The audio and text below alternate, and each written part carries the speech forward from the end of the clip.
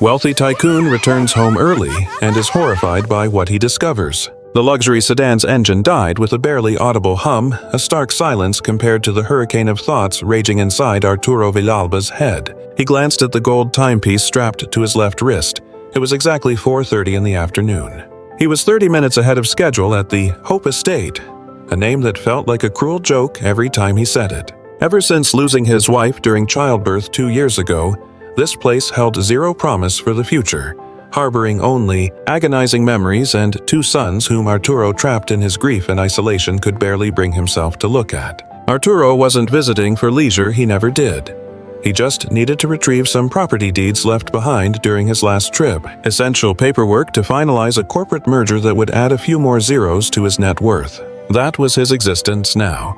Spreadsheets, signatures, and a desperate sprint forward so he wouldn't have to stop and feel the hollow space in his chest. Stepping out of the vehicle, he straightened his bespoke Italian blazer. The countryside air hit him crisp heavy with the scent of pine and damp soil, a world away from the recycled oxygen of his downtown headquarters. He pushed the car door shut gently, avoiding a slam, not out of manners, but driven by a strange urge to remain a ghost in his own home. He wanted no fanfare from the staff, no greeting rituals, just to grab the leather portfolio from his study and vanish before the sun started to dip.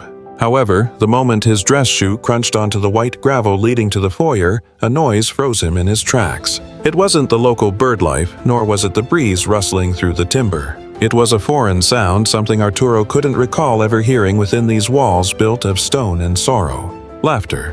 High-pitched, raucous, almost manic giggles of children.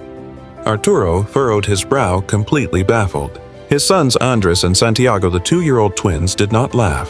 According to the monthly dossiers from Nanny Berta, the highly credentialed woman costing him a fortune. The boys suffered from severe cognitive delays, a neurological disconnect leaving them nearly vegetative. They don't feel, they don't react, they don't bond. She had recited 1,000 times in that clinical detached tone. So who exactly was making that noise? Driven by a curiosity that curdled instantly into oppressive dread, Arturo stepped off the main walkway. Instead of entering the front door, he skirted the perimeter of the mansion toward the sprawling backyard. The giggling persisted now, underscored by a wet slapping sound like water pummeling a solid object. His pulse hammered against his eardrums. As he rounded the corner, where the tall laurel hedges gave way to the manicured lawn, the scene revealed itself. With brutal, high-definition clarity, an image that would brand itself onto his memory, shattering the reality he thought he understood. The afternoon sun bathed the garden in gold, but what was happening down there was a cold-blooded nightmare. In the center of the patio, his sons Andres and Santiago sat side by side in a specialized wheelchair that was far too large for their tiny frames. They wore blue t-shirts and shorts, all completely drenched and plastering to their pale skin. Standing before them with a stiff militaristic posture was Berta. The 60-year-old woman wore her pristine utilitarian gray dress, a uniform that usually lent her an air of medical authority. In her hands, she gripped a green garden hose, her face twisted into an expression of absolute concentrated malice. She was blasting a high-pressure jet of water directly into the babies' faces and chests. Arturo felt the oxygen vanish from his lungs. He stood rooted to the spot, paralyzed by the atrocity. The children were laughing. Yes, but Arturo. His dormant paternal instinct, violently jarring awake, realized it wasn't joy. It was a nervous reflex, a shock response to the freezing impact. Their tiny hands flailed in the air, making futile attempts to shield themselves from the relentless torrent. Their lips, which should have been rosy, were beginning to turn a sickly shade of violet from the chill. "Take it, endure it!" Berta shrieked, her voice stripped of any human warmth, booming over the hiss of the spray. "This will teach you to control your bladders, you filthy little animals." A wave of violent nausea hit Arturo. Animals. She was calling his flesh and blood animals. But before he could command his legs to move, a blur of blue and yellow burst into the scene from the left. It was Marisol, the quiet 20-year-old housemaid who scrubbed the floors, a girl Arturo had barely spoken 2 words to in his life. Marisol didn't just run, she threw herself. With a desperation born of pure love, the young woman dove between the water cannon and the children. She took the full force of the blast, shielding the twins with her own body. She was decked out in a crisp blue scrub suit and glaringly bright yellow rubber gloves, an outfit that might have looked comical on any other Tuesday, but in that moment it shimmered with the dignity of a knight's plate armor. The icy jet stream slammed into Marisol's back, drenching the fabric in a split second. She stood her ground, wrapping her arms around the two boys to bury their heads against her chest, absorbing the punishment meant for them like a human shield against the nanny's malice. "Mrs. Berta, I'm begging you," Marisol screamed, her voice cracking under the strain and tears. "They're freezing to death. Stop it, you're going to kill them." The scene was a heartbreaking study in opposites. On one side stood the calculated cruelty of the older woman, dry and commanding with the hose like a weapon. On the other huddled the young maid, shivering and soaked to the bone, risking her life to protect the children of a father who wasn't even there to witness it. Something shattered deep inside Arturo's chest. The fortress of ice he had built around his heart since his wife's passing fractured instantly at the sight of this humble girl defending his own flesh and blood. A wave of hot, acidic shame washed over him. He was the father, the titan of industry. He owned this entire world, yet he had abandoned his sons to the mercy of a monster while a young woman in cleaning gloves did the job that belonged to him. Berta didn't let up on the water pressure. She seemed to relish the defiance, a sadistic sneer curling her lip as she aimed the spray directly at Marisol's face. "Move it, you ignorant fool," Berta bellowed. "You are interfering with their therapy." That single word, therapy, snapped the last thread of Arturo's patience, shattering his paralysis. A primal volcanic rage surged through every fiber of his being. He dropped his leather briefcase and bolted toward them. Arturo's roar tore through the garden air, more powerful than any clap of thunder. "Enough!" The command echoed violently against the stone facade of the mansion. Caught off guard, Berta flinched and dropped the hose, leaving it to snake through the grass, spitting water aimlessly at the ground. The silence that followed was sudden and terrifying, broken only by the jagged sobbing of the twins and Marisol's ragged breathing. Arturo closed the distance in 3 massive strides, his fine Italian leather shoes sinking deep into the mud pooling around the wheelchair. He loomed over them, his face contorted by a chaotic mix of fury and horror. He locked eyes with Berta, and for the first time in years, the impeccable professional took a step back, shrinking away from the ferocity in her employer's gaze. "What the hell is the meaning of this?" Arturo roared, his voice trembling with adrenaline. "What exactly are you doing to my children?" But Berta was a seasoned veteran in the art of manipulation. She smoothed her gray dress with a quick, practiced motion, recovering her composure with chilling speed. She tilted her chin up, regarding Arturo with a blend of arrogance and feigned patience, as if explaining a difficult concept to a slow child. "Mr. Villalba," Berta said, her tone so calm it chilled Arturo's blood faster than the cold water. "I realize this might look aggressive to the untrained eye, but I assure you this is all part of the sensory stimulation protocol." "Stimulation?" Arturo gestured frantically to the boys shivering violently in Marisol's arms. "You're freezing them. They're terrified." "It is shock hydrotherapy, sir," Berta interrupted with haughty confidence, crossing her arms. "Your sons have dormant nervous systems. They require intense impact to feel anything to jumpstart those dead neural pathways. You pay me for results, not for useless coddling. Medicine isn't always pretty." Arturo was struck dumb for a moment. The sheer conviction behind Berta's lie was overwhelming. She weaponized technical jargon, speaking of nerves and therapies, appealing directly to Arturo's corporate logic. The ends justify the means. For a split second, a poisonous doubt crept into Arturo's mind. Maybe she was right, he wasn't a doctor after all. He knew nothing about his son's condition. Perhaps he was overreacting. That was when Marisol, still kneeling in the muck, found her voice. "That is a lie," she screamed with a strength no one expected from her. Berta snapped her head around her eyes, shooting daggers. "Silence, you insolent servant," the nanny hissed. "You have no right to speak here. Get back to scrubbing dishes."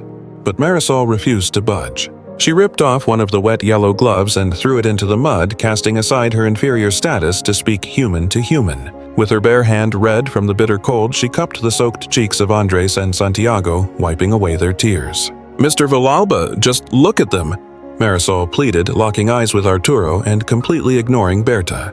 "This isn't therapy, it's straight-up abuse. She dunks them whenever they have an accident or just cry for food because she's too lazy to get off the couch. Feel that water, sir? It's freezing. Look at their lips turning blue." Arturo cast his gaze down at his sons. The twins were gripping Marisol's soaked uniform like they were drowning, and she was the only driftwood in the ocean.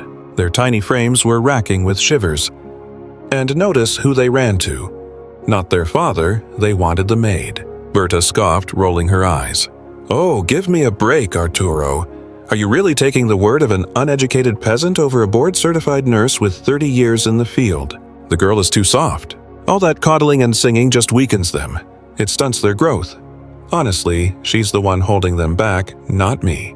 If you want these boys to be anything more than vegetables, I need you to remove this amateur so I can finish the procedure. You could cut the tension in the air with a knife. It was a clash of ideologies. On one side stood authority credentials, cold logic, and Berta's cruel efficiency. On the other sat humility, raw emotion, and Marisol's painful honesty.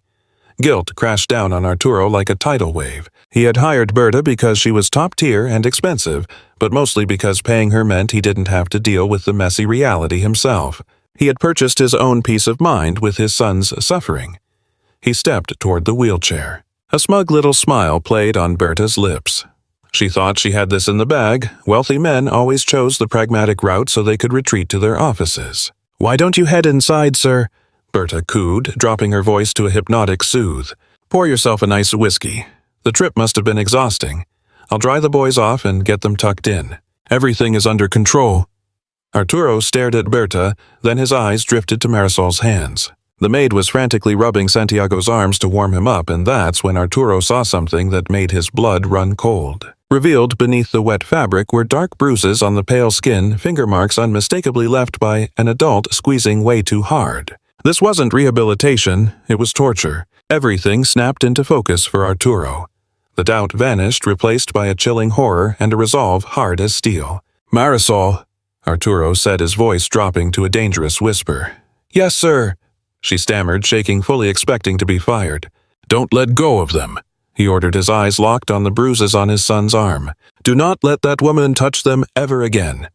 Berta's smirk was wiped clean off her face. "Excuse me," the nurse bristled, clearly offended. "Mr. Villalba, you are making a massive mistake.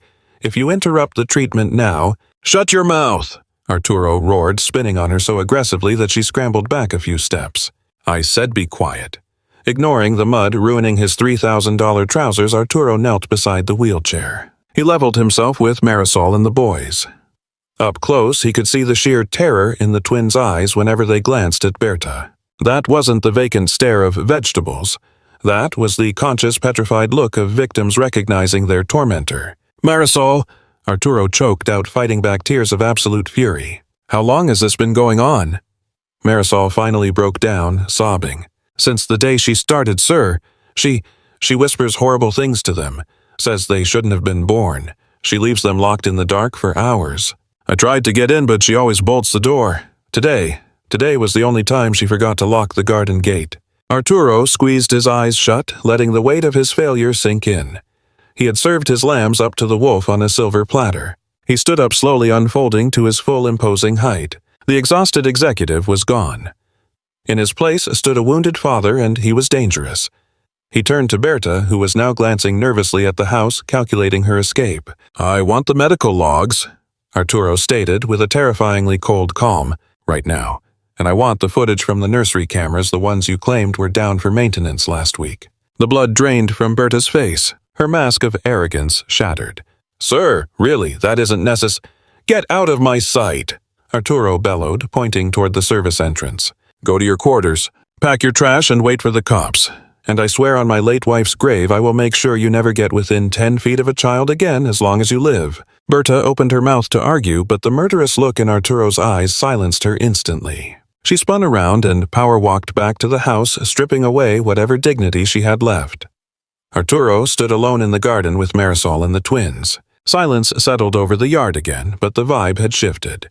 The nervous laughter was gone, replaced only by the heavy, ragged breathing of the boys. Arturo watched Marisol shielding the little ones, absorbing their shivering into her own body, while ignoring the biting cold gnawing at her skin. "Get them inside, please," Arturo begged, his voice carrying a raw, submissive tone that had never existed in his vocabulary before.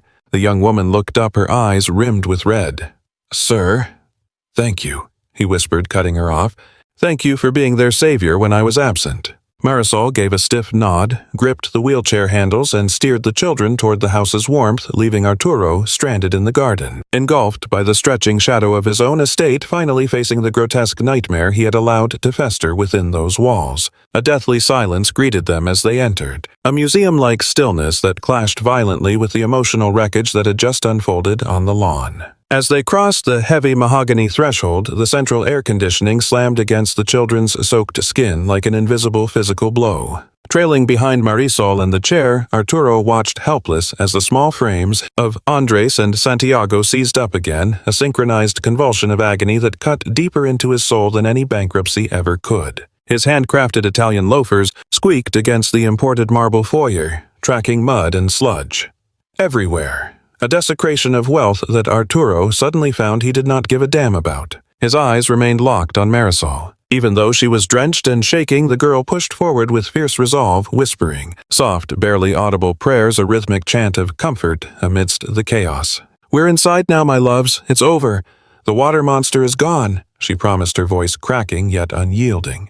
Arturo felt like an intruder in his own castle, a stranger stalking a family he realized he didn't know at all. "Take them to their suite," Arturo commanded, grasping for a shred of control, though his words echoed hollowly against the vaulted ceilings. "I'll crank the heat up all the way." Marisol didn't stop, didn't even turn around. "No, sir. That room is an icebox. Mrs. Berta keeps the thermostat locked at 15 degrees in there. She claims the cold preserves their medicine and keeps the boys sluggish and quiet. We're going to the service quarters. To my room. It's tiny, but it's the only place in this house with a heart." The truth hit Arturo with the force of a sledgehammer. 15 degrees. In a nursery. He froze, paralyzed by the systematic torture he had funded with his monthly checks. The image of his sons sleeping in a gilded refrigerator, while he slumbered in five-star hotels, branded itself onto his conscience. He clenched his fists until the blood drained from his hands, then followed the maid. Marisol's quarters lay at the end of a cramped hallway tucked behind the kitchen. Stepping inside, Arturo was forced to reckon with the massive divide within his own home. While the mansion was a shrine to cold minimalist design, Marisol's closet-sized room was a sanctuary of life. Vibrant drawings were taped up on the plain walls, artwork clearly not hers but the clumsy, beautiful scribbles of children. An ancient electric heater buzzed in the corner, radiating a cozy orange glow as Marisol expertly navigated the tight space. "Help me, sir," she said, not asking for a favor but issuing a necessary command. Social classes had evaporated. The only thing that mattered now was survival. Arturo approached awkwardly, feeling clumsy and oversized in the fragile sanctuary. "Tell me what to do," he asked, his hands trembling. "Dry their hair with this." Marisol tossed him a rough but clean towel she grabbed from her locker. "I need to get them out of these wet clothes. We have to move fast. Look at their lips, they're still blue." Arturo grabbed the fabric and leaned toward Santiago. But as the shadow of the tall man in the dark suit loomed over him, the boy let out a scream of pure terror. It wasn't the whine of a spoiled child. It was the visceral shriek of prey, realizing it was cornered. Santiago shrank into the wheelchair, trying to melt into the upholstery, his eyes wide and fixed on Arturo in absolute panic. Andres, catching his brother's fear like a virus, began to wail, too, a high-pitched, desperate sound that suffocated the tiny room. Arturo recoiled, his back slamming against the closed door. The rejection was instant and savage. His own flesh and blood were terrified of him. They saw him as a threat, perhaps just another enforcer for Berta, another large adult coming to inflict pain. No. Shh. Arturo tried to speak, but his voice fractured. He reached out a hand, but Santiago swatted at the air, violently refusing his touch. "It's the pinstripes, sir," Marisol cried out, her fingers fumbling to undo the buttons on little Andres's soaked shirt. "The only men they ever see in suits are the doctors Madame Berta brings in to poke and prod them. Do they think I'm here to drug them?" Arturo glanced down at his own reflection. His bespoke Italian tailoring, once his armor of success, had twisted into an instrument of terror for his own flesh and blood. He didn't hesitate. With a violent jerk, he stripped off the jacket and flung it onto the filthy floor, ripping the silk tie from his neck and casting it aside. Gold cufflinks clattered to the ground as he frantically rolled his crisp white sleeves up to his elbows. "I'm not going to hurt you," Arturo said, dropping to his knees and ignoring the sharp crack of impact against the hard tile. "It's me, Daddy." The word felt foreign on his tongue, a rusty artifact he hadn't dusted off in 2 years. The wailing didn't stop, but the pitch dropped. They didn't recognize him as a father, but he no longer looked like their usual executioner. Marisol finally peeled away the drenched fabric, and that was when the true scale of the nightmare revealed itself under the sickly yellow glare of the ceiling bulb. Arturo choked back a sob. The twins' bodies were roadmaps of cruelty. Their skin was translucent, ghostly pale. Ribs protruded with agonizing sharpness. The healthy layers of baby fat that should have been there were non-existent. They looked like baby birds fallen from the nest ready to shatter at a whisper. But the starvation wasn't the worst part. It was the marks. The skin on their legs and bottoms was raw meat, a chaotic rash from sitting in their own filth for hours, maybe days. And scattered across their limbs were dark splotches, bruises, old and new, the unmistakable shape of violent fingers. "Oh, dear God," Arturo whispered, fighting the bile rising in his throat. "Berta sent me reports. She said they were gaining weight. She said the skin sensitivity was genetic." Marisol, tears streaming silently down her face, began coating their fragile frames with baby oil she'd pulled from her own nightstand. Her hands, roughened by years of scrubbing floors, moved with the reverence of a saint treating their wounds as if they were made of spun glass. "She doctored the photos, sir," Marisol confessed, voice trembling but focused. "Or she'd layer them in thick clothes for the video calls. She ate the wild salmon. She ate the imported steak you sent. She fed these boys watered-down rice paste. She said they didn't deserve quality food because they were too stupid to taste the difference." Arturo staggered to his feet. His paralysis shattered into manic energy. He fumbled for his cell phone with shaking hands. "I'm calling the chief of medicine," he stammered, his voice climbing toward hysteria. "I'll get a medevac, the best pediatric team in the city. Right now I'm going to—" Marisol spun around and grabbed his forearm. The contact was electric, a housemaid laying hands on a billionaire, shattering every unwritten rule of the household. "No," she said, her voice steel. "Look at them, sir. They are petrified. If you bring in a noisy chopper and strangers in white coats, their hearts will give out. They don't need science. They don't need machines. They need warmth. They need hot food. They need to feel safe." Arturo froze, phone hovering in midair. Marisol's raw, devastating logic dismantled his corporate instinct to throw money at the problem. "Then what do I do?" he pleaded, feeling like the most useless man on the planet. "Go to the kitchen," Marisol commanded, bundling Santiago into a thick wool blanket. "Warm up some milk. Not in the microwave, do it on the stove, low heat. Bring 2 bottles. I'll finish dressing them in my old cottons. Your clothes are soaked and the stuff in their nursery is cold polyester." Arturo nodded, pocketed the phone, and bolted into the hallway. The titan of Wall Street, a man who moved markets with a signature, sprinted to the kitchen to obey his maid, praying he could remember how to light a gas burner. As he watched the milk simmer with a focus he had never dedicated to a billion-dollar merger, a sound from the floor above snapped his head up. Heavy thuds, quick footsteps, the scraping of luggage. Berta. The rage, momentarily buried by paternal fear, returned with the force of a tidal wave. Arturo killed the flame, left the milk to settle, and took the service stairs 2 at a time. That woman was not walking out of here. There were debts to be settled, and they had nothing to do with money. He reached the second-floor landing, the staff quarters. Berta's bedroom door was cracked open. The muffled screech of zippers and the heavy thud of objects being hurled into suitcases echoed through the door. Arturo shoved the door open, skipping the knock. The room was a disaster zone. Berta, face flushed and gray hair wild, was frantically gutting the drawers, but she wasn't packing clothes. Scattered across the bed were heirlooms, delicate trinkets that used to belong to Arturo's late wife, alongside antique silver and what really made Arturo's blood boil. Stacks of emergency cash he kept for the household. Berta froze the moment Arturo stepped in. Fear flickered in her eyes for a split second, only to be instantly hardened by that familiar venomous defense mechanism of hers. She straightened her spine, draping herself in a dignity she absolutely did not possess. "Just making sure you don't walk out with anything that isn't yours," Arturo said, his voice terrifyingly steady as he blocked the doorway. Berta let out a dry, humorless cackle. She slammed the suitcase shut, ignoring the jewelry still gleaming on the bedspread. "Yours," she spat. "This junk is a pittance. It's nothing compared to the hell I've endured in this madhouse. You think handling those 2 monsters is a walk in the park? You think cash covers the stench? Wiping the spit off 2 things that don't even know they're alive. Don't you call them monsters?" Arturo warned, taking a threatening step forward, hands balling into fists at his sides. "The only monster under this roof is you. I trusted you with their lives." "You gave me nothing!" Berta screamed, the mask finally slipping. "You dumped them here so you could forget they existed. Don't play the saint now, Arturo. In 2 years, how many times did you visit 5-6 you didn't want sons? You wanted perfect little heirs. And when they came out broken, you hid them in the country and hired help to wash your hands of the problem." Her words were poison-tipped arrows, and they stung because they struck a nerve of truth. Arturo felt the blow right in the center of his chest. Guilt, his old shadow, twisted inside him. "I was grieving," Arturo murmured, the excuse sounding hollow even to him. "You're a coward." Berta cut him off, stepping into his space with sudden aggression, pouncing on the hesitation in his eyes. "I did the dirty work. I dealt with the screaming, the drool, the uselessness of it all. I did them a favor. I kept them quiet, kept them sedated, so they wouldn't have to suffer through their own pathetic existence. You should be thanking me." Sedated. Arturo's head snapped up, latching onto the word. "What did you give them? What the hell were you feeding them?" Berta realized she'd slipped.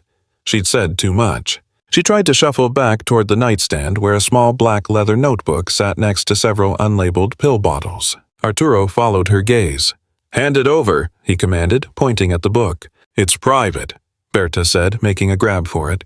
Arturo was faster. He snatched the book from her grip with a violent jerk and flipped it open. It wasn't a diary. It was a macabre ledger. Diazepam doses 10 milligrams, reaction notes. Deep sleep 12 hours. Food budget saved $500. Chlorpromazine dosage increased. Crying stops no response to stimuli. Perfect. The pages were crammed with clinical notes on how to drug two 2-year-olds into living dolls side by side with calculations of how much cash she was pocketing by starving them. Arturo read the lines, his vision blurring with red-hot rage. She wasn't just abusing them. She was performing a chemical lobotomy for profit and convenience. "You are a demon," Arturo whispered, looking at the woman with pure revulsion. Cornered Berta played her final card, social suicide. "You call the cops, Mr. Villalba, and all of this hits the papers," she said, a wicked grin spreading across her face. "The press will love hearing how the great Arturo Villalba kept his kids living like rats, drugged out of their minds under his own roof. You think they'll believe you didn't know? They'll say you ordered it. Your reputation will be trash. Let me walk with the money and my bags, and I take this secret to the grave." Arturo stared at her. It was a powerful threat. The scandal would torpedo his companies, his name, everything. But then the image of Marisol rubbing Santiago's freezing feet in that tiny room flooded his mind. The memory of the bruises on Andres's arms. The choice was instant and liberating. "Let it burn," Arturo said, invading Berta's personal space and pinning her against the wall. "Let the whole legacy burn to the ground, but you are not walking out of here a free woman." At that peak of tension, the door swung open again. It was Marisol. She didn't have the boys. Instead, she was clutching something wrapped in a cloth napkin. "Sir," she gasped out of breath from sprinting up the stairs. "I heard shouting. I had to bring you this." I stumbled upon it buried deep in her wardrobe while hunting for a spare blanket. Marisol peeled back the napkin's folds to reveal a grime-streaked nursing bottle filled with cloudy yellow sludge sitting next to a discarded syringe. "This was their dinner menu for tonight?" Marisol choked out, tears of fury streaming down her face. "The smell was off, so I tasted it. Sir, a single drop numbed my entire tongue." The color drained from Berta's face, leaving her ghost white. There it was, lethal, undeniable proof cradled in the hands of the maid she had deemed so ignorant. Arturo's hand shook as he accepted the tainted vessel. He fixed his gaze on Berta, who suddenly looked diminished, a pathetic, terrified shadow of her former self. The power struggle was over. What had begun as Arturo's humiliation had hardened into a verdict. "Take a seat," Arturo commanded, his tone brokering no argument as he reached for his phone once more. "Stay put. If you make a move for that door, I swear to God I'll drop the gentleman act and show you what an angry father is capable of." As his thumb punched in the direct line for the police chief, Arturo's eyes shifted to Marisol. Standing amidst the grime of the room, she radiated a quiet dignity that outshone every diamond stashed in Berta's luggage. The war for the truth was finally underway, and despite the crushing agony of it all, Arturo knew he was finally fighting on the right side of history. Strobe lights from the squad car sliced through the darkness, washing everything in alternating pulses of red and blue. The glare bounced off the mansion's stone walls, twisting the elegant architecture into something grotesque, a surreal backdrop for a crime scene. From the second-floor bay window, Arturo pressed his palms against the chilled glass, watching two officers march Berta toward the waiting cruiser. She had stopped screaming. She had retreated into a catatonic silence utterly broken by the damning weight of the poisoned milk and the ledger exposing her theft. The cruiser door slammed shut, sealing her fate, but Arturo felt neither triumph nor relief. There was only a hollow ache, a dark chasm tearing open inside his chest. He turned his back on the window. The house fell quiet again, but the silence was heavy, thick with questions he couldn't answer. He descended the staircase with leaden feet every step, feeling like a physical burden. He didn't head for his study or the master suite with its Egyptian silk linens. As if pulled by a magnet, he found himself walking back to the cramped maid's quarters behind the kitchen. He nudged the door open, instantly greeting the humble warmth of a space heater. The sight waiting for him inside knocked the wind out of him. Marisol perched on the edge of her narrow twin bed, cradling Andres in her lap while Santiago huddled into her side, tucked beneath her protective embrace. The boys were drowning in oversized, worn-out cotton tees, likely Marisol's own clothes, as they drank their warm milk with a heartbreaking, desperate hunger. Their wide, saucer-like eyes were locked onto the young woman's face. As he nursed the bottle, Santiago reached up his tiny fingers, twirling a loose strand of Marisol's hair. Arturo froze in the doorway. For 2 years, every medical report Berta filed had claimed the exact same thing: zero emotional attachment, inability to recognize faces, and a comprised sucking reflex. The reality before him shattered every lie in those expensive dossiers. There was no detachment here. He witnessed a profound, almost sacred bond between his sons and the woman who scrubbed his floors. He took a tentative step, but the floorboards groaned beneath his boots. The reaction was instantaneous. The twins froze. Santiago released Marisol's hair and snapped his head toward Arturo. The boy went stiff as a board. On her lap, Andres buried his face in Marisol's chest, letting out a muffled whimper of terror. "Shh, easy, now. It's just Papa," Marisol whispered, rubbing Andres's back even as her own voice wavered. "He's not going to hurt you. Not anymore." Arturo halted, raising his hands in surrender. The rejection stung sharply, a splinter driven straight into his heart. "They're terrified of me," Arturo rasped. It wasn't a question. "You don't get it, do you, sir?" Marisol replied with brutal honesty, refusing to look up from the boys. To them, men in suits are just people who come to poke and prod them like broken dolls before disappearing again. And you never stayed around long enough to prove you weren't a threat. Arturo moved slowly to the far corner and settled onto a rickety wooden chair, keeping his distance to avoid spooking them further. He studied his sons with a clinical focus he had never bothered to apply before. Without the expert there to warp his perception, details he'd missed began to surface. His gaze landed on Santiago's legs. According to Berta's files, both boys suffered from severe motor paralysis in their lower limbs. "They'll never take a single step," Berta's neurologist pal had declared with absolute certainty 12 months back. Yet, as the boy nestled closer to Marisol, Arturo witnessed the impossible. Santiago's right knee bent, his foot dug into the mattress, and he actually pushed off. That wasn't a twitch, it was deliberate. Clumsy and withered from muscle wasting, sure, but the intent was undeniable. "Marisol!" Arturo gasped, his finger jabbing toward the boy's leg hand, shaking uncontrollably. "Did you see that?" Marisol met his gaze, her dark eyes holding a deep ancient sorrow yet burning with a fierce, defiant light. "They aren't paralyzed, sir," she whispered. "Just weak." Their muscles never developed because she kept them bound to chairs or cribs from sunrise to sunset. But during her naps, I'd sneak them out. I'd put them on the floor. The truth hit Arturo like a physical blow. "They can move," he stammered, the room spinning. "They crawl." Marisol corrected, a melancholy smile touching her lips. "Andres is actually quite fast." Santiago pulls himself up on the furniture. "They try, sir. They really try. They're desperate to move, but that medicine turned them into rag dolls, heavy, lifeless, drained of all strength." Arturo buried his face in his hands. The vision of his sons secretly fighting gravity, battling through a chemical haze, just to be kids while he sat in a glass tower signing checks hundreds of miles away. It broke him. He thought he was raising damaged children, but they were actually hostages. "It was all a lie," he muttered into his palms. "The diagnosis, the paralysis, the brain damage, just a con to bleed me dry so she wouldn't have to lift a finger." "Not entirely, sir," Marisol interjected. Arturo looked up. "The damage is real. They're delayed because no one taught them to speak. No one played with them, except me. And I only had stolen moments, but they aren't vegetables. They're in there, trapped in their own bodies by sedatives and fear." Arturo locked eyes with Santiago. The boy stared back with guarded curiosity, assessing the threat level. And in that gaze, Arturo found intelligence. He saw his late wife's soul staring back across a chasm of neglect. "Why?" Arturo, choked out voice cracking with helplessness. "Why didn't you call? Why didn't you find a way to reach me? Why wait until now?" Marisol lowered her head in shame. "I tried, sir. Once, about 6 months ago, I called your office." Arturo frowned. You called, I never got a message. Marisol swallowed hard. The secretary, she asked who was speaking. I said I was the cleaning lady from the estate. She said you were in meetings in Tokyo and didn't handle domestic trifles. She told me to take it up with the manager, with Mrs. Berta. Arturo squeezed his eyes shut. He vaguely recalled his assistant complaining about a nuisance call from the cleaning staff. He had nodded absently, instructing them to screen anything non-urgent. His own wall of corporate efficiency had successfully cut his children off from their only lifeline. And I was scared, Marisol whispered. Berta swore she'd frame me for theft if I spoke up. She said you'd believe her because I'm nobody. If I got fired, who would watch over them? Who would give them water when she forgot?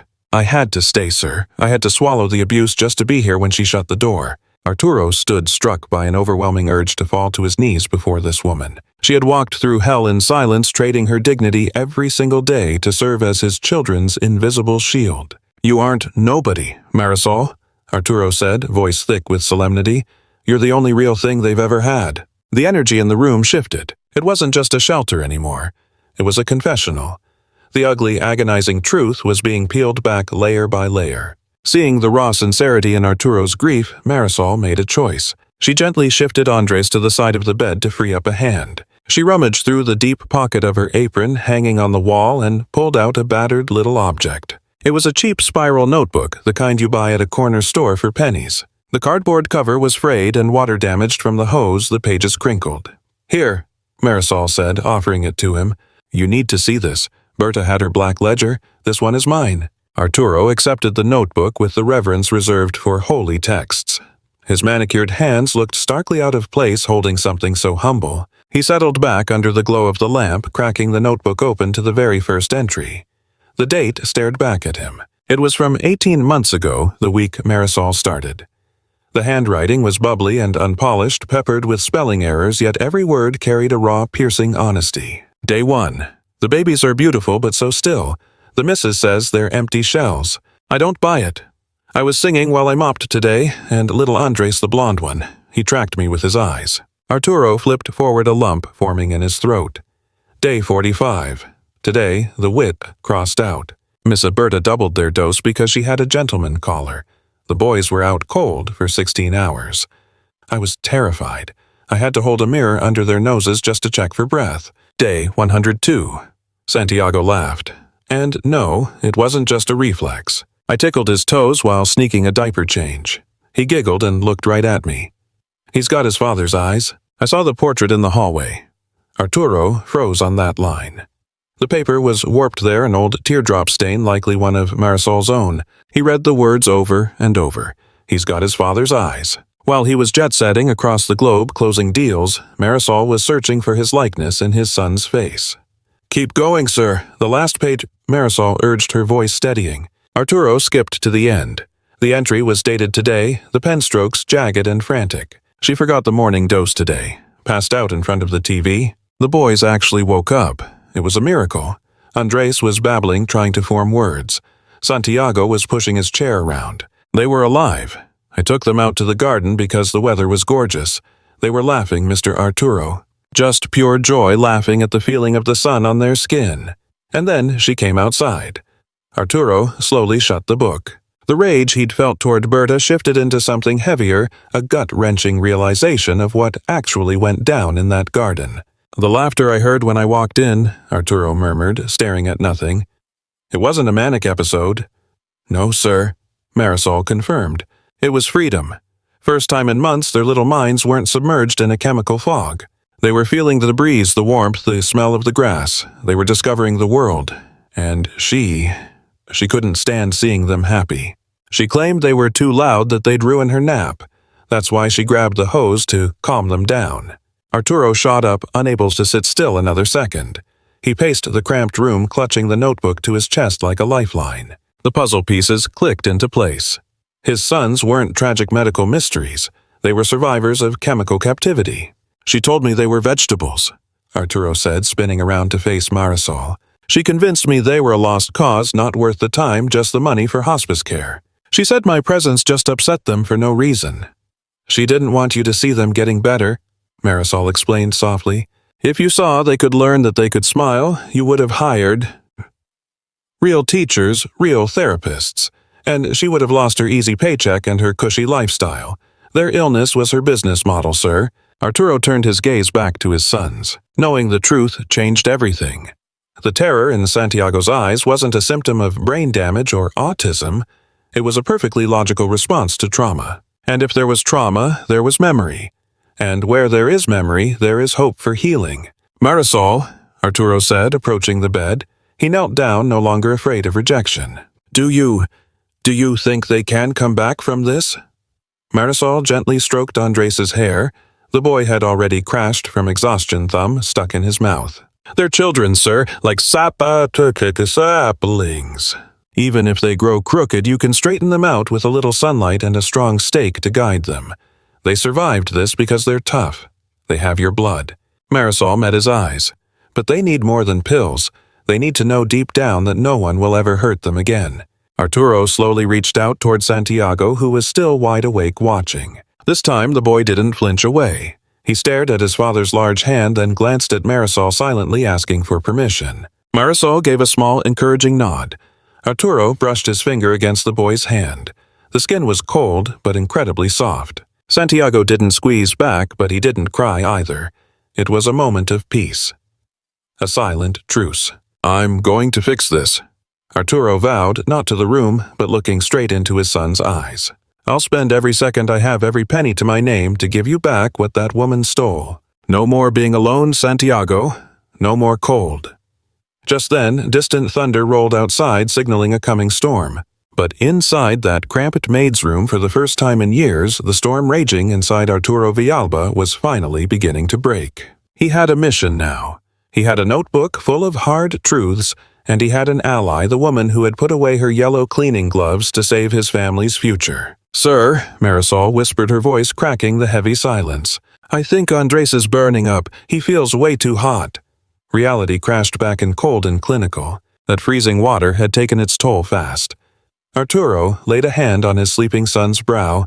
It was like touching a stove. We need to move, Arturo said, rising. Gone was the aloof CEO. In his place stood a commander, readying for war. Tell me what to get. You're the expert here, Marisol. You know him best. Just give the orders. Marisol straightened, finally embracing the authority life had forced upon her. We need cold compresses. Rubbing alcohol to bring the fever down, and we have to watch his breathing all night. No sleeping. Wouldn't dream of it, Arturo replied, kicking off his Italian loafers to move faster. I'm taking the night watch with you. And there, inside a cramped maid's quarters filled with crayon sketches and the scent of warm milk, the wealthiest man in the county started his most important job, being a dad. The storm, having threatened from a distance for hours, finally unleashed its fury on the estate. Rain hammered against the glass, cutting the mansion off from the world, turning it into a stone island adrift in the dark. But inside the servants' quarters, a different kind of storm raged, a silent, desperate war against the fire consuming little Andres. Arturo Villalba stood dead center, in the room feeling more lost than he'd ever been during a market crash. Berta was gone, hauled off in cuffs, and with her went the illusion of safety he'd bought with his checkbook. Now, raw, unfiltered reality was punching him in the gut. I need more ice water and fresh towels, Marisol said, eyes glued to the thermometer tucked under the boy's arm. And rubbing alcohol, my bottle is empty. On it. Arturo shot back, desperate to be useful, to do anything other than stare in guilt. He sprinted into the hallway toward the main kitchen.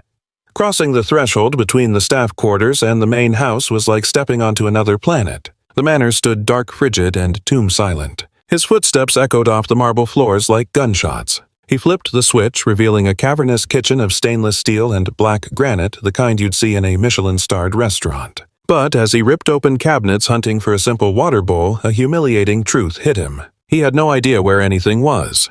He jerked drawers open one by one, sterling silver linen napkins, fine china, but not a single damn plastic bowl. He felt like a trespasser in his own estate. A ghost who signed the checks but didn't actually live there.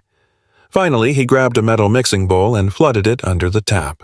He tore through the pantry for medical supplies but found only vintage wines and exotic spices. He bolted to the downstairs powder room and raided the medicine cabinet. Buried behind imported face creams and designer perfumes, he finally snagged a bottle of rubbing alcohol. Sprinting back towards the service wing, he flashed past the open door of the downstairs nursery, Berta's so-called infirmary. He skidded to a halt.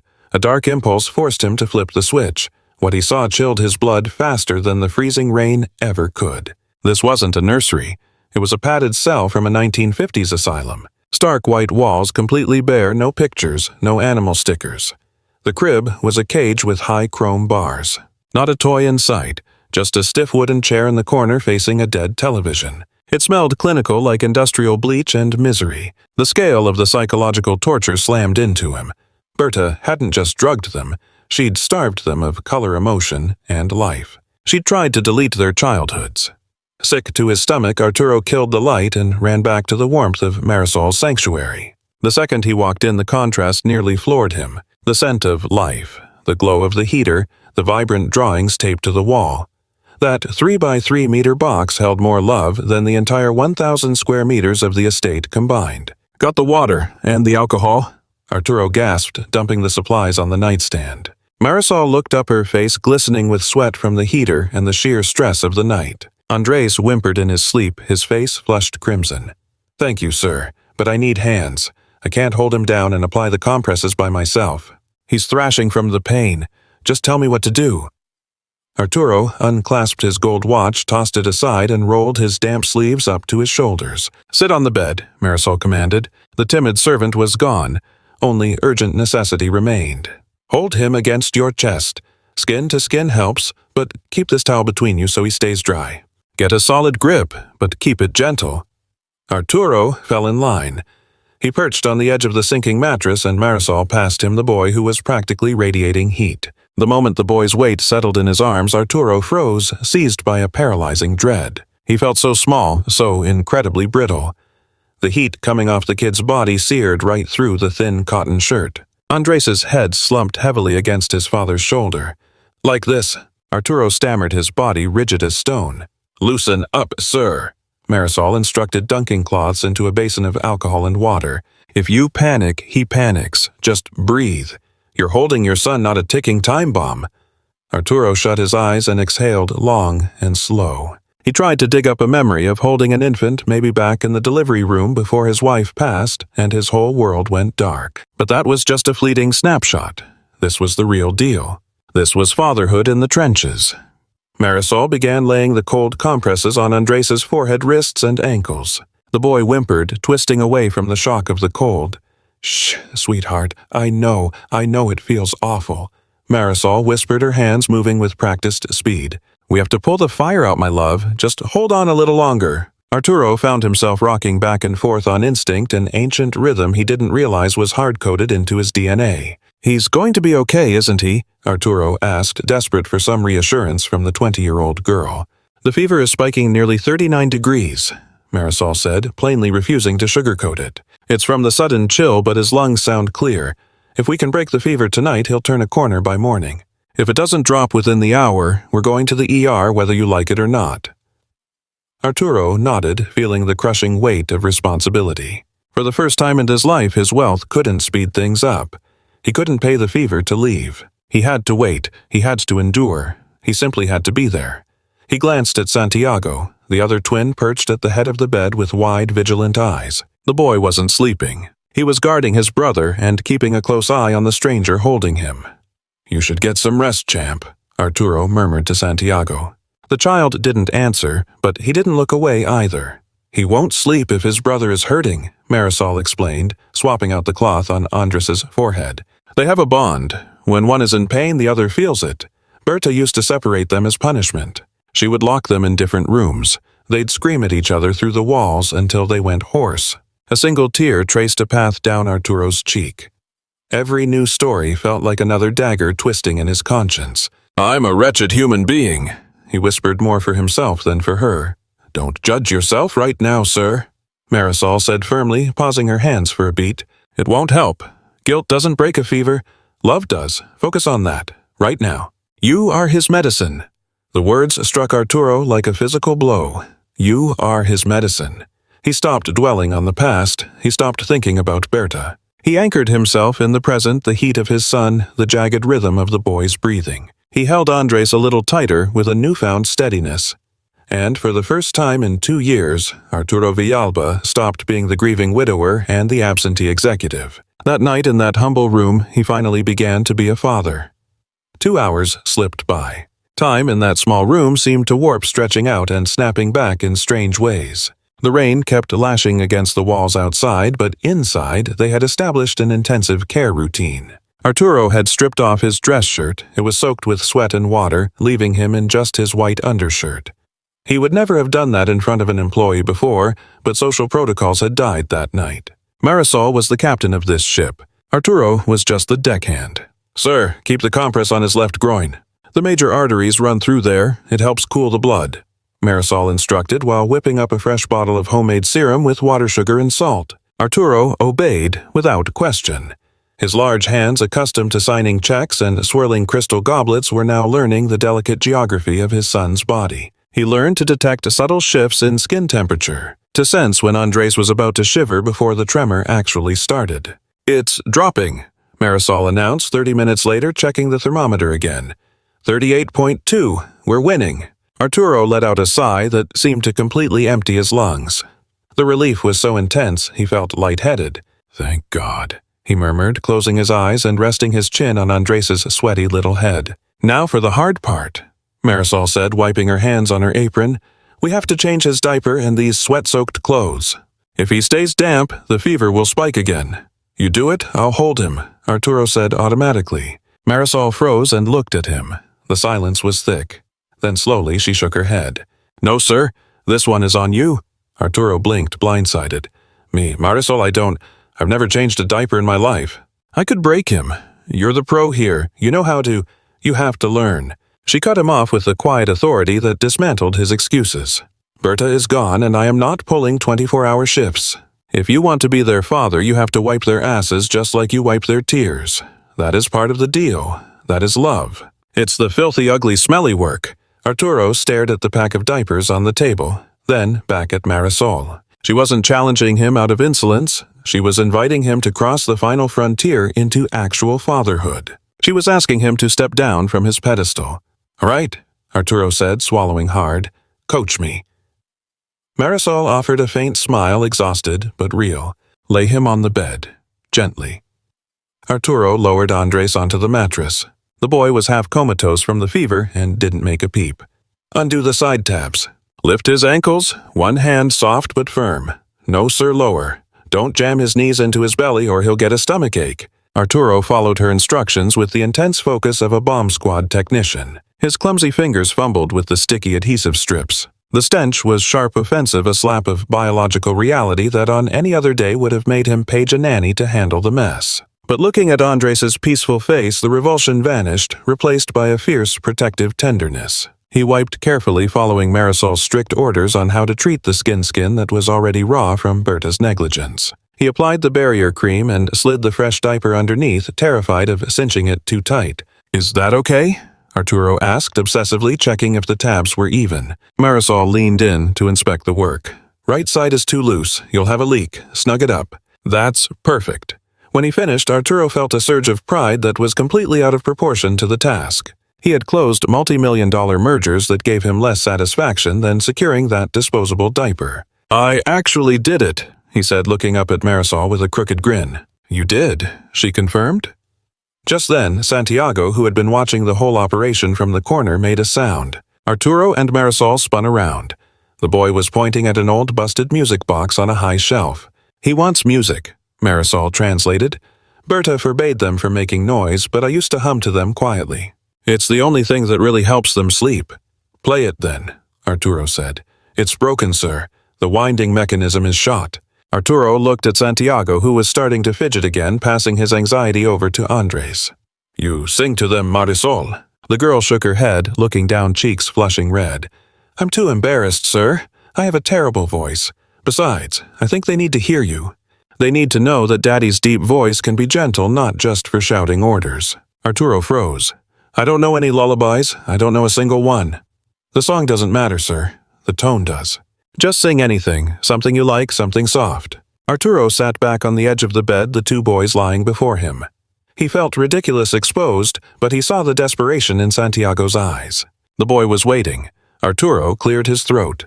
His mind went completely blank. The only things surfacing were opera arias he played in the car or the old boleros his late wife adored. Then he began to hum, very low, a simple melody. An old classic, Bésame mucho. It wasn't a nursery rhyme, but it was the only thing pouring from his soul. Kiss me deeply, as if tonight were the very last time. Arturo sang, his baritone voice filling the small room, resonating softly against the walls covered in drawings. Marisol stood motionless in the corner, watching the scene, her eyes glistening. At first, the boys went rigid, stunned by the deep resonance coming from their father's throat. But slowly, the low, steady melody worked like a balm. Arturo kept singing, finding his rhythm, sometimes forgetting the lyrics and just humming while stroking Andres' blonde hair and holding Santiago's small hand. I think that maybe tomorrow I will be far, far away from you. The lyrics hit him with their own cruel irony. He had been distant for so long, but not anymore. Slowly, Santiago's eyelids began to grow heavy. Andres was already breathing with the deep, steady rhythm of restorative sleep. The tension in the room dissolved, replaced by a thick, warm peace. Arturo sang until his throat ran dry. When he finally stopped, the silence that followed wasn't empty, it was full. He turned toward Marisol. She was sitting on the floor, back against the wall, half asleep herself, finally defeated by exhaustion. "They're finally out," Arturo whispered into the silence. Marisol cracked one eye open, offering a fragile, weary smile. "You need to get some sleep too, sir. I can take the watch." "Not happening," Arturo murmured, shifting his weight on the unforgiving wooden chair, his long legs bumping against the bed frame. "You've been on watch for 2 years. Lie down at the foot of the bed. There's plenty of room. Seriously, Marisol, rest. I've got the guard shift." She hesitated, the invisible wall of social class rising up one last time, but exhaustion won the argument. With a grateful nod, she kicked off her shoes and curled up at the end of the mattress, no blanket, ready to spring into action at the first sign of trouble. Arturo sat there as the gloom, standing sentinel over the 3 sleeping figures he now realized were the only real family he had left. He looked down at his own hands caked in white powder and baby oil. Strange. They had never felt so capable before. He had never felt more like a man than he did right now.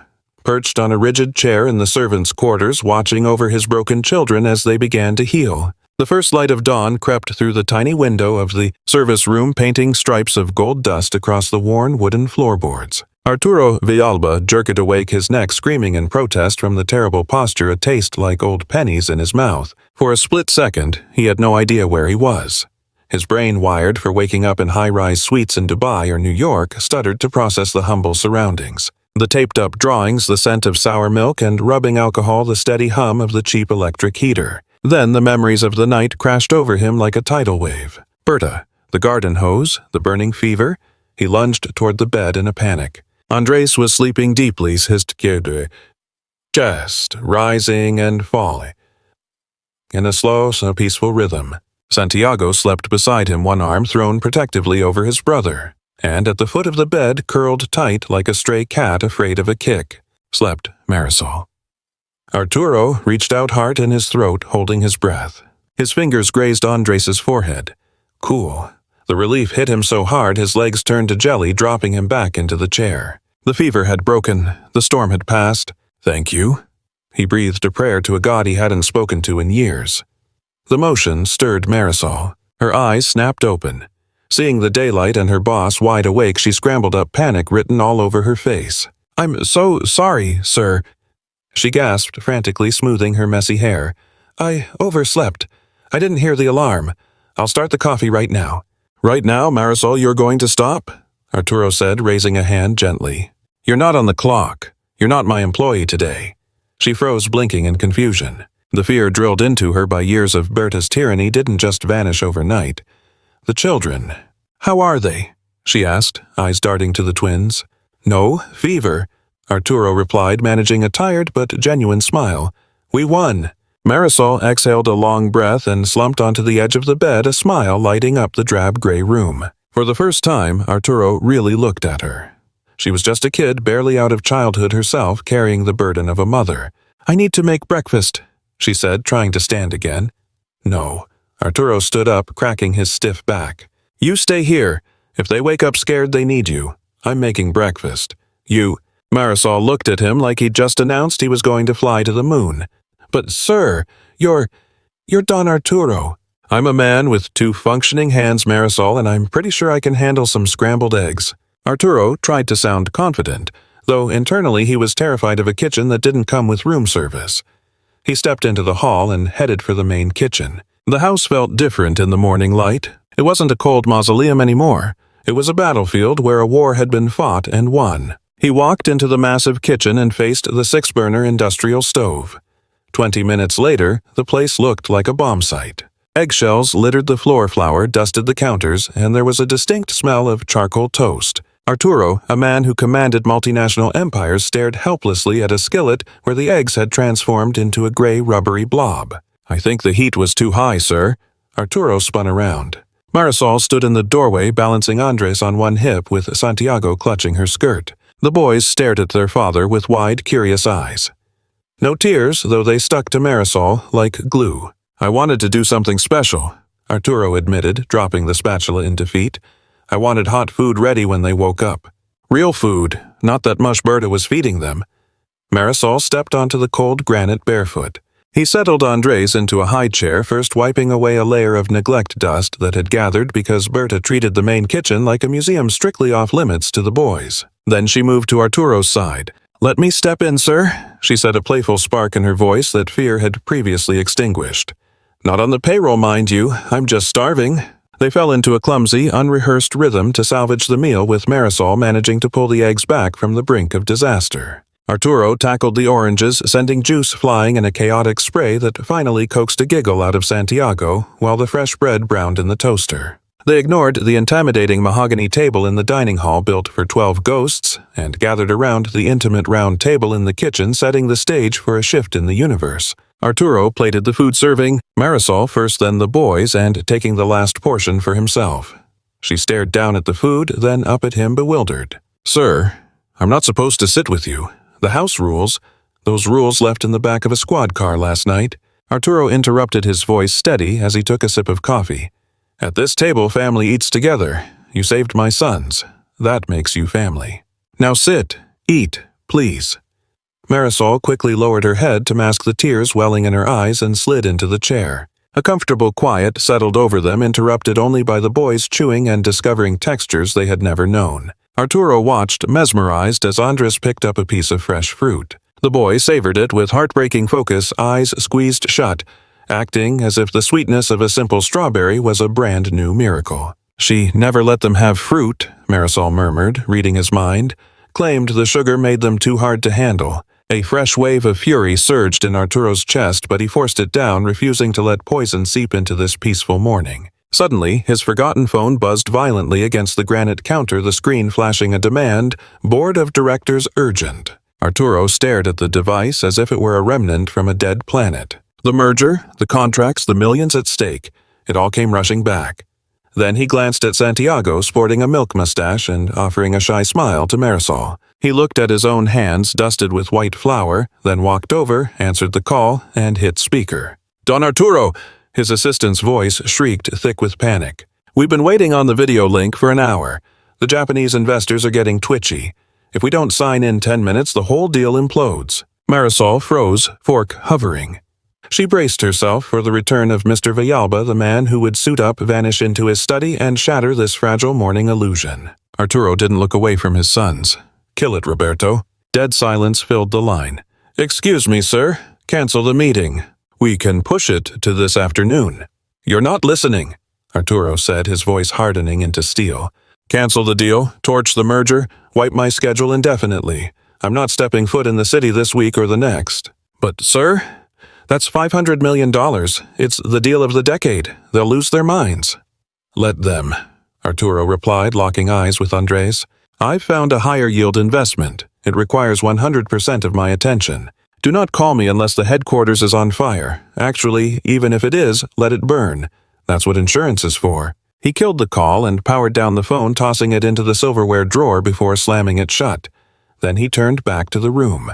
Marisol stared, jaw unhinged. "Sir, that was a fortune." "It was paper, Marisol," Arturo said, a weight lifting off his shoulders that he hadn't realized he was carrying. "Just paper." He stood up, fueled by a new purpose. "Now we have real work to do. We're going into that dungeon they slept in and stripping it bare. That metal cage, those depressing gray drapes, all of it goes. We're torching it in the yard. My sons are done sleeping in a prison cell." Marisol beamed her smile, stretching wide and bright. "I'll help you, sir. I would be delighted to help you smash that crib to pieces." Twilight settled over Hacienda La Esperanza, but the air felt entirely different than the day before. In the backyard, a controlled bonfire devoured the wreckage of the chrome-barred crib and the blackout curtains that had kept the twins in shadow for 2 years. Arturo watched the smoke spiral upward, feeling a deep primal release. He had spent the last 4 hours hauling furniture and dragging rugs, completely repurposing the main living hall. What used to be a sterile forbidden zone was now a chaotic pillow fort made of sofa cushions and fresh linens. The twins sat in the heart of that soft fortress. The change in them was quiet but undeniable. They still flinched at loud noises and eyed Arturo with caution, but the constant shivering had stopped. As the sedatives cleared from their small systems, a light returned to their eyes, a nervous curiosity that had them tracking every buzzing fly and every speck of dust dancing in the sunbeams. Yet the divide remained absolute. Arturo sat cross-legged on the carpet, clutching a pricey teddy bear he'd unearthed from the back of a closet, the price tag still dangling from its ear. He was making a desperate attempt at play. "Hey, boys, look who it is. It's Mr. Bear," Arturo announced, jiggling the stuffed animal clumsily while forcing a falsetto that sounded utterly ridiculous. "Who wants a hug from Mr. Bear?" Andres immediately ducked behind his brother. Santiago eyed the toy, then shifted his gaze to Arturo with pure suspicion. They didn't flinch. They didn't smile. The rejection stood between them like a pane of bulletproof glass. Slowly, Arturo lowered the bear, the crushing weight of failure settling onto his shoulders. He could buy out toy stores or incinerate cribs, but he couldn't purchase the trust he had forfeited. From the kitchen doorway, Marisol watched the scene unfold, a dish towel in her hands. It pained her to see this titan of industry so exposed, so desperate for even a scrap of affection from his own flesh and blood. "Give them time, sir," she offered softly, stepping into the room. "Love takes patience. They don't process change quickly." "I feel like a stranger trespassing in their lives," Arturo confessed, eyes locked on the boys, unable to look at her. "They look at me like an invader, and they're right. You're their entire universe, Marisol. I'm just the guy who keeps the lights on." At that moment, Santiago began to fidget. His hands flew to his mouth, his bottom lip trembling as his eyes welled up with tears. A low whimper started quickly escalating in volume. Out of sympathy, Andres began to wail right alongside him. Panic seized Arturo. "What's wrong? Are they in pain? Is the fever back?" He lunged forward to check on them. But his approach only made Santiago scream louder, twisting his body away and stretching his arms desperately toward Marisol. "I think they're tired and hungry, sir. It's their witching hour," Marisol explained, setting down the towel and rushing over. What happened next shattered Arturo, yet simultaneously unveiled the hardest truth of his life. The moment Marisol knelt on the cushions, the boys launched themselves at her. They clung to her neck, burying their faces in her shoulder, seeking her scent, her warmth, her heartbeat. The sobbing cut off instantly, replaced by deep, shuddering sighs of relief. Marisol rocked them gently, kissing their foreheads and murmuring in that secret dialect of comfort that Arturo did not speak. Arturo remained on his knees, hands empty, the teddy bear lying discarded on its side. He felt entirely erased. The tableau before him was perfect, a mother and her children. But the mother wasn't his late wife, and he was nowhere in the frame. Envy and grief hit him like a physical blow. Not toxic jealousy, but a longing filled with admiration and sorrow. A profound mourning for everything he had thrown away. Feeling safe in Marisol's embrace, Santiago lifted his head. His blue eyes, mirror images of Arturo's own, fixed on the young woman's face. With a tiny hand grimy from playing on the floor, he reached up to touch Marisol's cheek. The boy opened his mouth, furrowing his brow in concentration, fighting against the atrophy of silence that Berta had imposed. "Ma," he stammered. Arturo held his breath. The world ground to a halt. Even the grandfather clock in the hall seemed to suspend its ticking. Santiago tried again louder, looking at Marisol with absolute devotion. Ma. And then, clear and resonant like a victory cry, Mama. The word detonated in the quiet room. Marisol froze. Her eyes widened in shock before instantly filling with tears. She looked at Arturo in sheer panic, terrified she had just crossed an unforgivable line. "Sir, I didn't," she stammered, clutching the boy tighter, but eyeing Arturo with fear. "I never taught him that. I swear on my life. I always told them about their mother in heaven. I never wanted to take her place." But Arturo wasn't angry. Arturo was weeping. Silent, heavy tears rolled down the millionaire's face, soaking into his rumpled shirt. To see his son speak, to hear that first sacred word, was the miracle he had been praying for. Yet that the word was meant for the maid and not his late wife's memory or himself was the ultimate lesson in humility. He shuffled forward on his knees across the rug until he was right in front of them. Marisol trembled, bracing for dismissal for yelling for the jealous boss's rage. Instead, Arturo reached out and with infinite tenderness wiped a tear from Marisol's cheek. "Don't apologize," Arturo said, his voice fracturing with emotion. "Don't you dare apologize for loving them so much that they mistake you for their mother. But sir, it's wrong. You are their mother." Arturo cut her off with absolute certainty. A mother isn't just the one who gives birth and leaves, or the one who dies. A mother is the one who stays, the one who shields them from freezing water, the one who tends to their fevers. They aren't confused, Marisol. They see the truth far better than I do. You are their mom. Then, seeing Arturo so close and weeping, Santiago did something unexpected. He released his grip on Marisol and reached out his finger, trembling as he brushed a tear from Arturo's cheek. The touch was electric. Arturo squeezed his eyes shut and turned his head, pressing a kiss into the small palm of his son's hand. "And Arturo whispered, his gaze drifting from Santiago to Andres. "I am going to spend the rest of my days earning the right to be your father, even if it takes me 100 years. Marisol broke down completely, finally releasing the crushing weight of 2 years filled with secrets and terror. "You will, sir," she choked out, guiding Arturo's hand to rest on Santiago's back. "You have already started." Right there on the living room floor, bathed in the golden sunset pouring through the bare windows, a tableau formed. A beautiful, chaotic masterpiece, a kneeling tycoon, a weeping maid, and 2 boys finally embraced by 2 parents. The word mom had been spoken, yet instead of wrath it summoned a healing truth for this fractured family. Arturo locked eyes with Marisol and something fundamental shifted between them. She wasn't just the girl in the yellow gloves anymore. She was his partner, his equal, his salvation.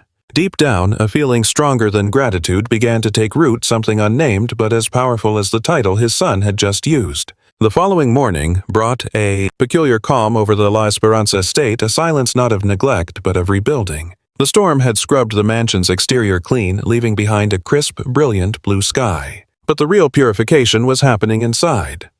Arturo Villalba was up before dawn. He hadn't slept in his massive king-sized bed, but on the living room sofa right next to the pillow fort where Marisol and the boys had crashed. Opening his eyes to that tangle of sheets and limbs, Arturo felt a sudden jolt of panic, a fear that this was all a dream and he'd wake up back in his cold glass office, isolated and hollow.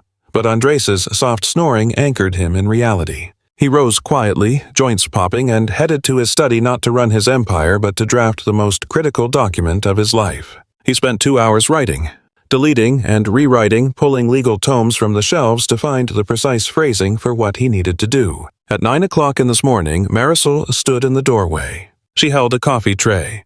To Arturo's dismay, she was back in that blue uniform. It was laundered and crisp, and she'd even donned those yellow gloves to dust as she brought in breakfast. The old habits of servitude were a second skin she couldn't just shed. "Good morning, sir," she murmured, eyes cast down in that submissive tone Arturo now found unbearable. "I brought your black coffee just how you take it." Arturo shot up from his leather chair, ignored the drink, and walked around the desk to face her. "Put the tray down, Marisol." She obeyed, hands shaking inside the rubber gloves. "Did I do something wrong, sir? Were the boys too loud last night?" "No," Arturo said gently. "But we need to talk. Please sit." Marisol eyed the plush leather seat opposite the desk, the throne reserved for bankers and business partners. "I'd rather stand, sir."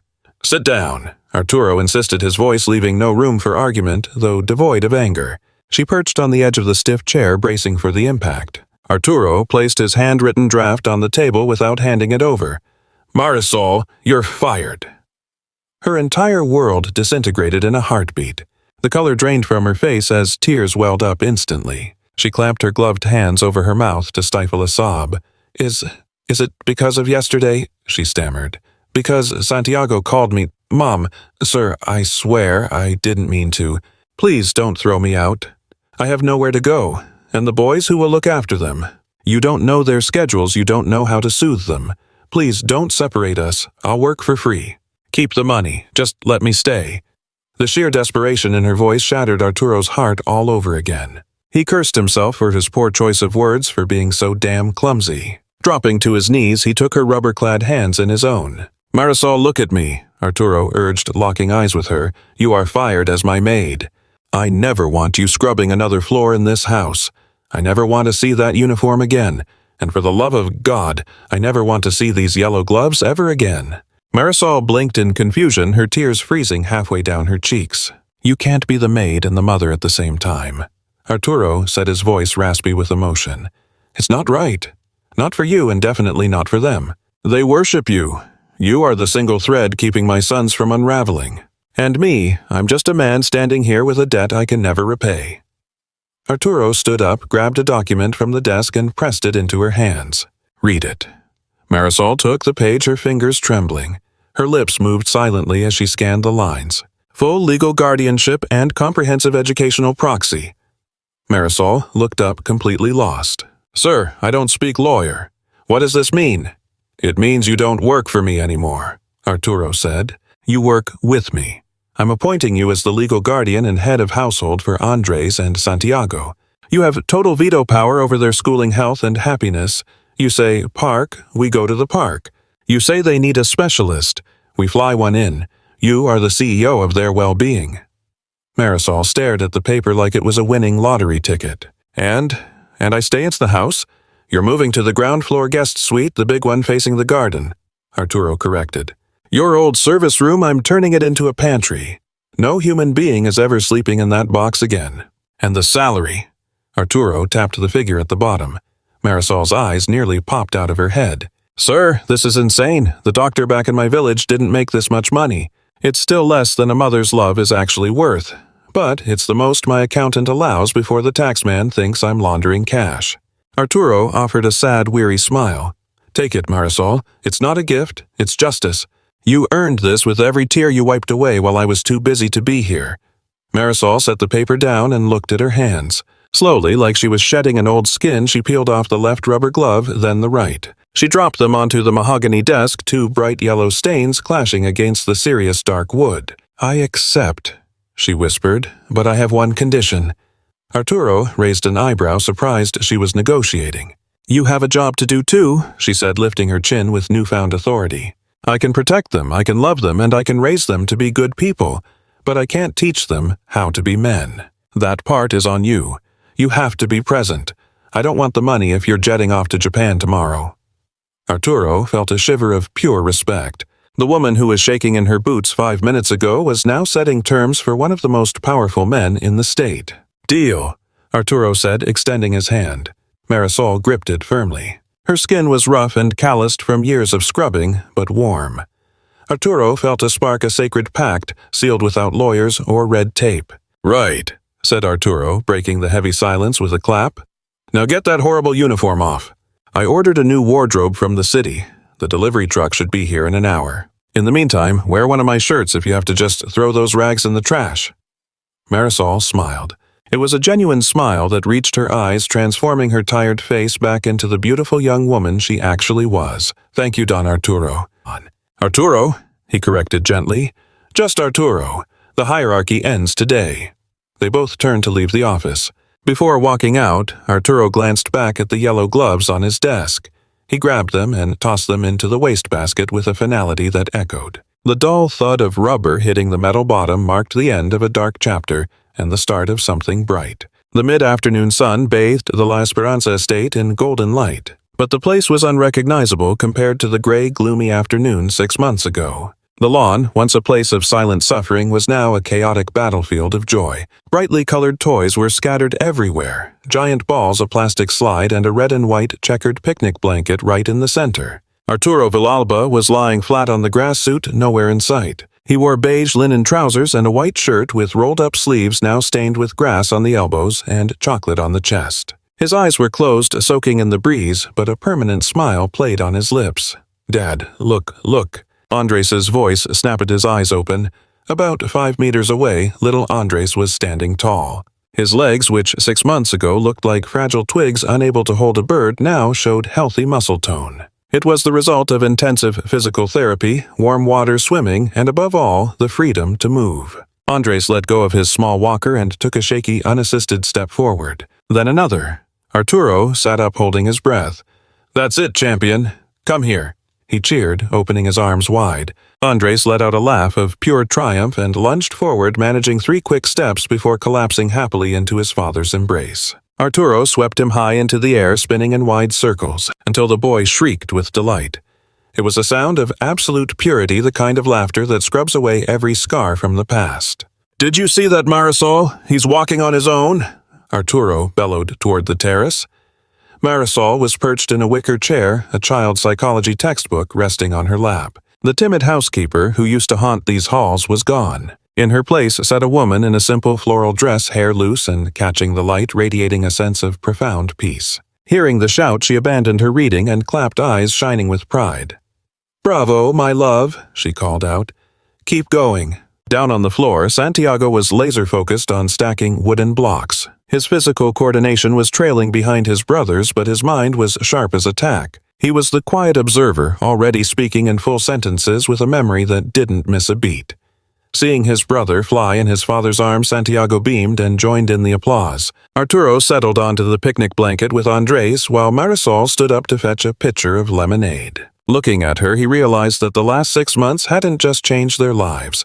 It had completely reinvented them. That monster Berta was serving a 12-year sentence after investigators uncovered not just the horrors in this house, but a trail of abuse spanning 3 previous families. The scandal had been splashed across every headline, and Arturo took a beating in the court of public opinion at first. But his decision to face the press without excuses, admitting his negligence and pledging his future to child welfare, had flipped the script. Now, the Villalba Foundation was bankrolling early detection centers across the region, but honestly, that was just paperwork. The only thing that mattered was right here on this lawn.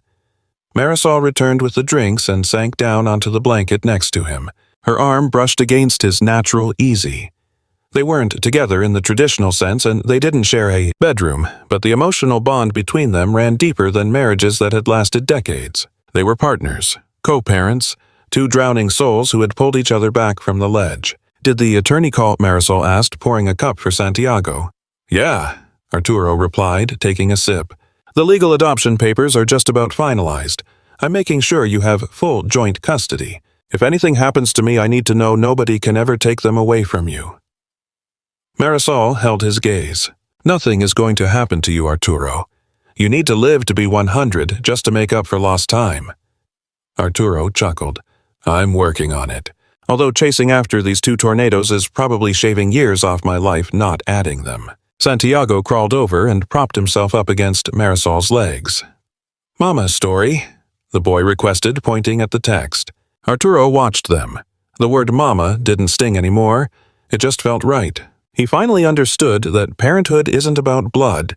It's about showing up. And Marisol had earned that title every single minute of every single day. "You got it, sweetheart," Marisol said, cracking the book open. As she started reading a tale about a brave little rabbit, Arturo leaned back on the grass watching the clouds drift by. His mind wandered to the multi-million-dollar merger he'd walked away from that morning. The sharks in the industry whispered that he'd gone soft, that he'd lost his killer instinct. But looking at his healthy, safe children, seeing Marisol empowered and educated, and feeling the grass stains on his own knees, he knew he'd never been wealthier than he was right now. "You know what, Marisol?" Arturo interrupted softly. She looked up, keeping her finger on the page to mark her place. "Thank you." It was simple, direct. Marisol smiled, and in that expression he saw total absolution and a promise of tomorrow. "You're welcome, you grumpy old man. Now hush, the rabbit is just about to find his carrot." Arturo let out a loud laugh and closed his eyes, drifting on the sound of the voice that had saved his world. The sound of his children giggling, a sound once forbidden and punished with freezing water, now rose toward the sky like the sweetest symphony in the universe. Redemption hadn't been easy, quick, or cheap.